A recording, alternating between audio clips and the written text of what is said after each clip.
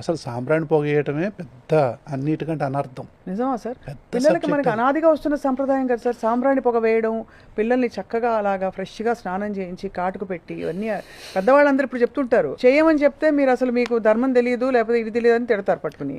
100 సంవత్సరాల కింద గాలి ఎంత మంచిగా ఉండేది. ఒక ఎంటీ గ్లాస్ అనుకుందాం అది. ఈ ఎంటీ గ్లాస్ని ప్రతి సంవత్సరం ఒక్కొక్క చుక్క విషయం వేసుకుంటూ వస్తున్నాం పొల్యూషన్ని. ఇప్పుడు ఏ స్థాయికి వచ్చిందంటే ఆ గ్లాస్ నిండిపోయి ఇంకా ఒక్క చుక్కేసినా పొంగి పొర్లుద్ది.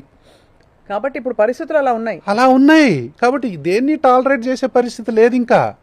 మీరు చూసారు, ఇంకో ఉదాహరణ చెప్తా. ఒక మనిషిని మనం ప్రతిరోజు హింసిస్తూ ఉన్నాం, మాటలతోనో చేతలతోనో దాంతోనో దీంతోనో. ఫస్ట్ వాడు చాలా పాపం ఇదిగా ఉంటాడు, భరిస్తాడు. లాస్ట్కి వచ్చేసరికి చూపును కూడా భరించకుండా తిరగబడతారు. ఒట్టి చూపుని కూడా, అరే నువ్వు అప్పుడు అట్లా భరిస్తీ కదరా అని ఇప్పుడు అడిగితే